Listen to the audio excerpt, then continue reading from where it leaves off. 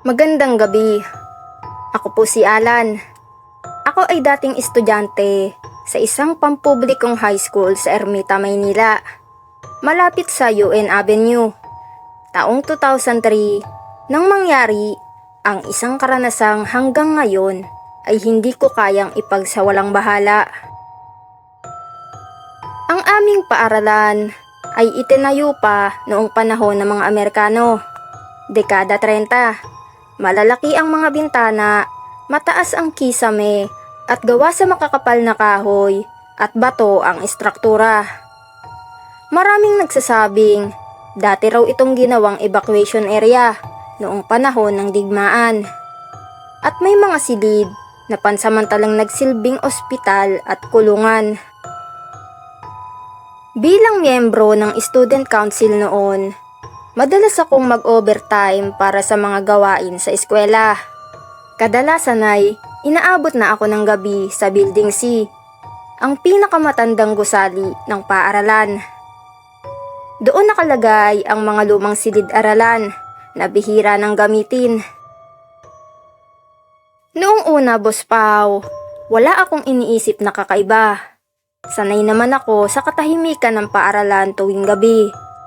Ngunit may mga pagkakataon na nakakaramdam ako ng hindi maipaliwanag na lamig, kahit mainit ang panahon. May mga sandali ring tila may dumadaan sa pasilyo.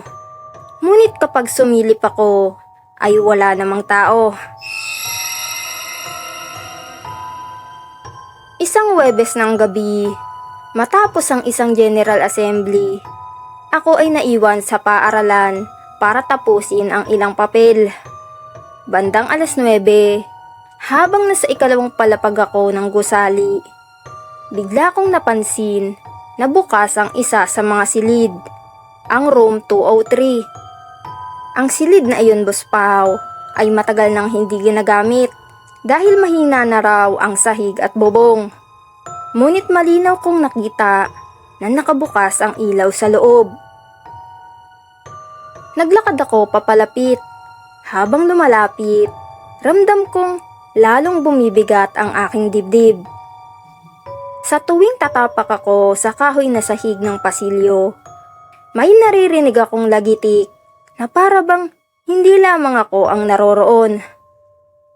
Nang sumilip ako sa loob ng room 203, nakita kong maayos ang mga lumang armchair, nakahanay, at may chalk writing pa sa pisara. Ang nakapagtataka, Boss Pao, malinaw kong nabasa ang nakasulat. Huwag kayong papasok dito. Napalunok ako, Boss Pao, at nang kumurap ako, nawala na ang sulat at malinis ang pisara. Inisip kong baka guni-guni lang iyon dala ng pagod. Ngunit nang tatalikod na sana ako, biglang bumukas ng malakas ang pintuan at tumama sa dingding. Ang tunog ay kumalabog sa buong pasilyo. Dali-dali akong tumakbo pababa. Ngunit sa mismong hagdan, Boss Pao, nakasalubong ko ang malamig na hangin at ang amoy ng lumang gamot at kalawang. Para bang nasa loob ako ng ospital. At doon ko biglang naalala ang kwento ng aming guro sa kasaysayan, na ang gusaling iyon daw ay minsang ginawang field hospital noong 1945. At dito raw dinala ang mga sugatan at mga nasawi. Kinabukasan, nagtanong ako sa janitor ng paaralan na matagal nang naninilbihan doon. Tahimik lang siyang ngumiti at sinabing, "Hindi ka pa ba nakakarinig ng tungkol sa room 203? Marami nang nakakita ng ilaw doon. Sabi nila, hindi lahat ng estudyanteng dinala rito ay nakalabas ng buhay." Simula noon, Boss Pao, halos gabi-gabi ay naririnig ko ang mga kwento ng mga kaklase ko. may nakakakita raw ng babae na nakaupo sa bintana ng gusali.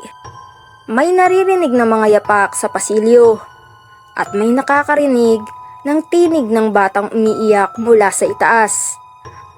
Ngunit ang pinakanakakatakot sa lahat ay ang sinasabi nilang pangalawang silid sa likod ng room 203. Ayon sa mga lumang guro, may itinayong maliit na kwarto roon na pansamantalang ginamit na morgue noong panahon ng gera.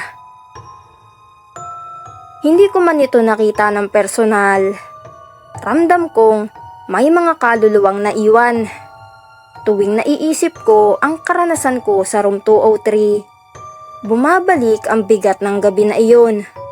Ang lamig, ang amoy ng gamot at dugo, at ang sulat sa pisara na tila babala. At hanggang ngayon, Boss Pao, kung mapapadaan ka sa ermita, malapit sa UN Avenue, at makita mo ang lumang gusali ng paaralan, maari mong maramdaman ang parehong bigat ng presensya na minsan ko ring naranasan.